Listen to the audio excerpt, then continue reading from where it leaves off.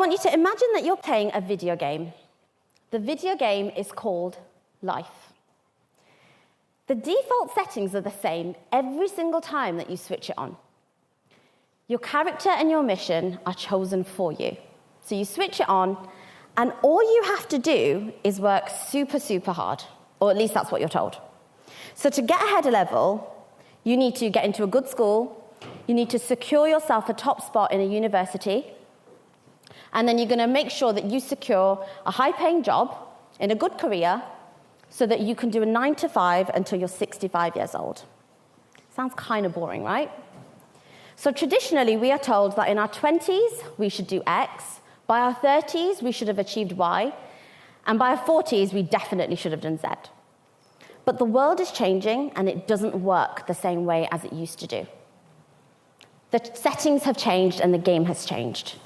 And if we don't keep up or change the way that we play the game of life, there's a small chance that we might get left behind. So I want you to imagine that you're playing. Okay, you've switched it on, and you're working your way up through all the levels. You're collecting coins, you're beating the enemies, and you're working really, really hard, just like the game has told you to. All of a sudden, you see another player jump over a hidden wall. They beat some different enemies, they go over some different obstacles, and it's almost as if they've taken a shortcut.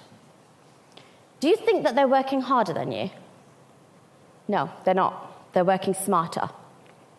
This is how successful people operate. They don't always follow the same old set of rules.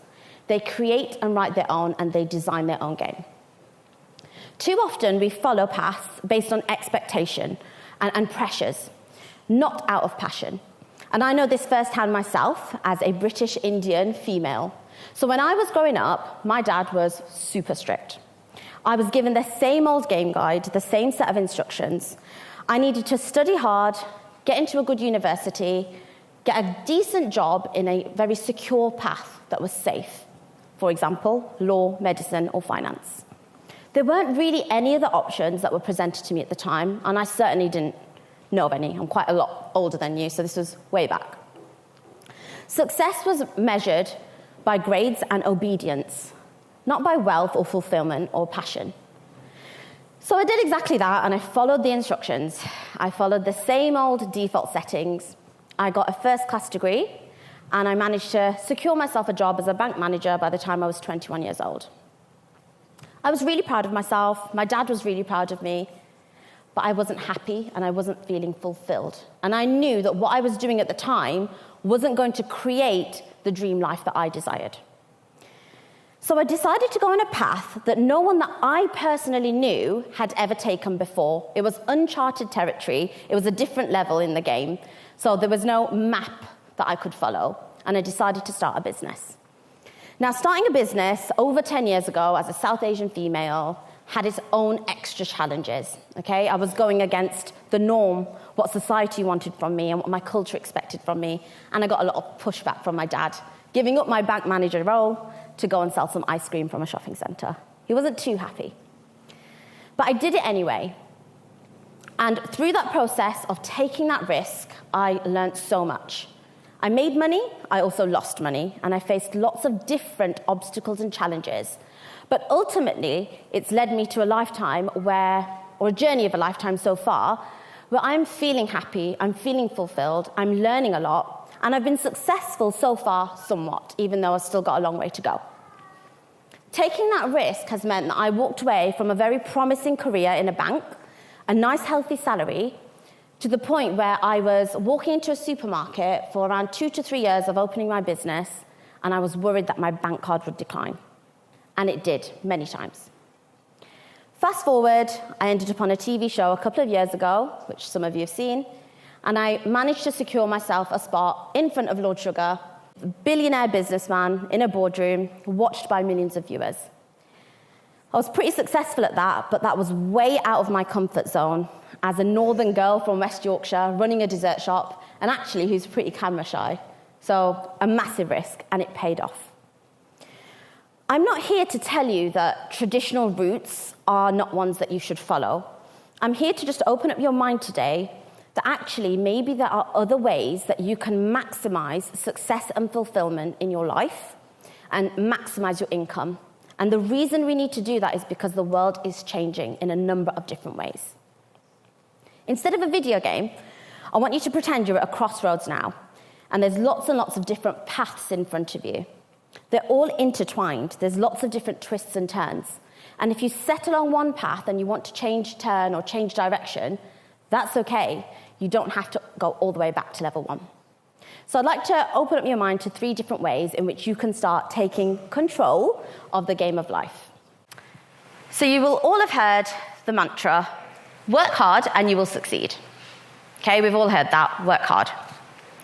But everybody works hard. The receptionist works hard, so does the CEO. The cleaner works hard, so does the headmaster. Your parents work super hard, but I'm sure you feel that you do too.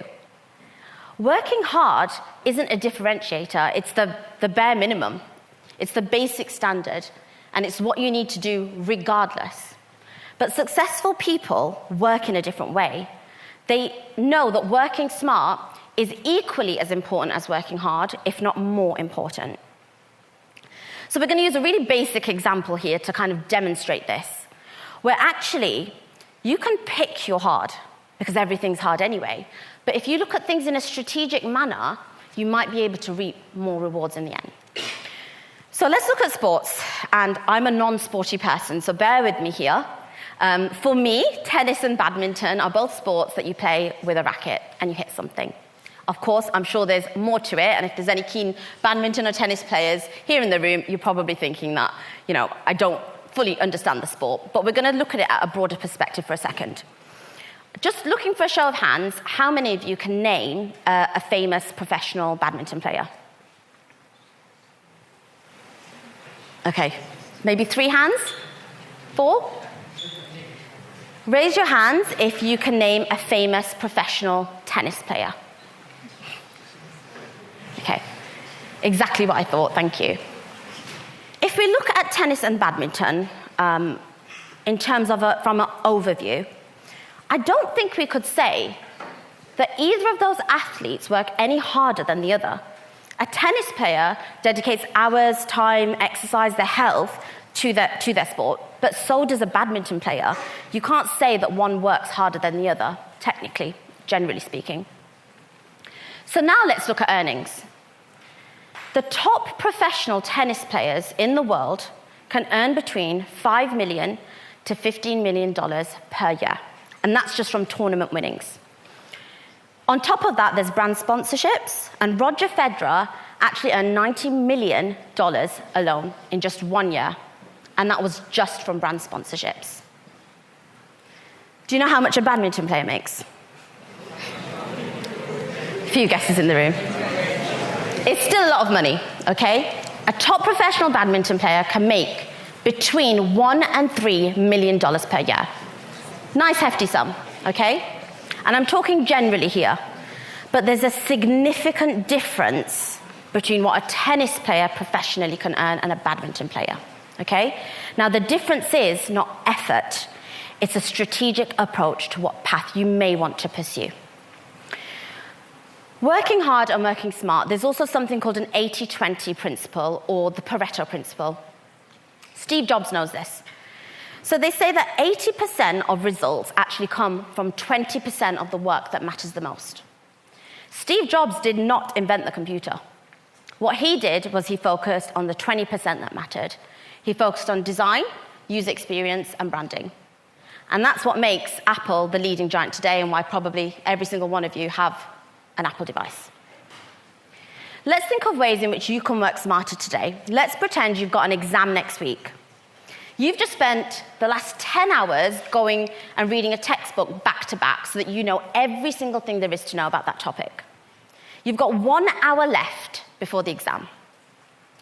Do you think it's a wise choice to go over and start frantically rereading the same material and working super hard to cram as much knowledge as you can in? Or are you going to trust the process, identify some key concepts that may crop up in the exam, test yourself on a few past papers, and maybe even take a short break and grab a snack so that you're feeling focused, nourished, and can perform at your optimum? Working hard isn't enough. You've also equally got to work smart, because it will take you further, faster, And with your studies, you can implement things like time management, prioritization, minimizing distractions when you're doing your work, closing those extra tabs on your laptop, and looking after your health and well-being to make sure that you're performing at your best. So I want you to imagine that you've gone to a friend's house and they've ordered a pizza. One of your friends grabs 3 slices. That's annoying. It means there's less for you. Someone else is about to grab the last slice, which you really want, but they grab it just before you did.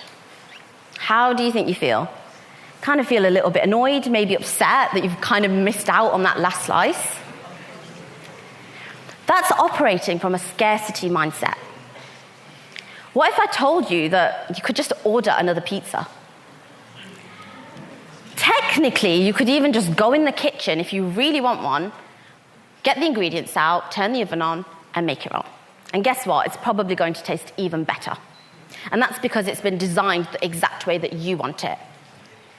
Sometimes you need to put a little bit more time, focus, and creativity in to get exactly what you want. And I'm not actually talking about pizza anymore. A scarcity mindset operates where you believe that there isn't enough to go around. There's only a few career paths, like law, medicine, finance, that are going to ensure that you're successful. But that's not true, and that's not how successful people operate. Successful people know that opportunities are endless, because if there's an opportunity that doesn't exist for them, they're going to create it. They're going to design one. When you operate from a scarcity mindset that there isn't enough, you're operating from a lack, and you instill fear, and you're worried that there's not enough to go around. If someone gets a job or someone gets a placement, that means you've missed out.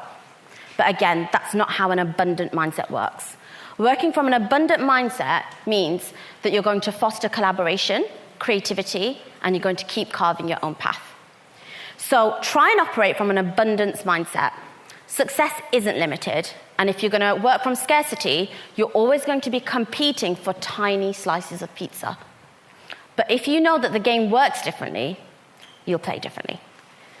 The idea of working hard and following a traditional route, it has worked for a very long time, and it did work in the past. Not to say that it can't continue. But the traditional education system was actually built during the Industrial Revolution, where companies needed people that could work in a structured way and were reliable. But the world has changed. 10, 15 years ago, industries like AI, blockchain, cryptocurrency, they were unheard of. They didn't exist. Jobs like YouTubers, virtual reality, architects, not only do they now exist, they're actually some of the highest paying jobs that you can get today, outdoing some of the traditional routes. Again, this isn't to say we're rejecting traditional norms, it's just to open your eyes to the wider landscape and the way that the world is going. In 2023, Goldman Sachs did research, and they found that potentially 300 million jobs could be replaced by AI globally. Now, you can either sit on the side of the fence where we fear that and we worry that opportunities are going to be few and far between, or you can focus on what you can bring to the table. Not just now, but in the future. Instead of asking yourself what job you want to do, which inevitably for every single one of you here today, every single student faces at some point, and if you haven't faced it yet, you will face the question, what would you like to be when you're older? What's going to be your career? How would you even know where to begin? And actually, open up your mind to picking up different skills. So, for example, I'll give you the story of a 14-year-old boy who decided he wanted to earn a little bit of extra cash, and he offered to walk dogs locally to free up time for busy people and charge them for walking their dogs. On top of that, he noticed that not only are people obsessed with their pets, they're also obsessed with social media and scrolling and taking pictures, something that he felt could be a valuable skill to pick up in the future at this age. So what he decided to do was offer his clients a premium package. Not only would he walk their dog, he would also run their pet Instagram, take pictures while you're on the walk, and he gets to earn a little bit of extra cash. That's being creative, and it's working smart, and it's designing your own opportunities. To be able to do this, you need to stay open, you need to stay curious, you need to speak to people that are not like you so that you can open your mind to different ideas. It's okay if your goals change over time. It's okay if the path that you're on now changes and evolves, because you're going to evolve as a person. My path certainly changed a number of times. So on a final note, I just want to share with you that I don't believe success is a rigid formula. There's no set path. There definitely isn't anymore. And no matter what you do, make sure that you're carving your own path. When you're at that crossroads, it's okay to take a step forward and change what you want to do. Approach everything with an abundance mindset. Work smart, not just work hard. And stay open and adaptable. Build your skills, because you don't know what you're going to need in the future. Thank you so much for listening today. I hope you enjoyed it, and I wish you every success in the future. Thank you.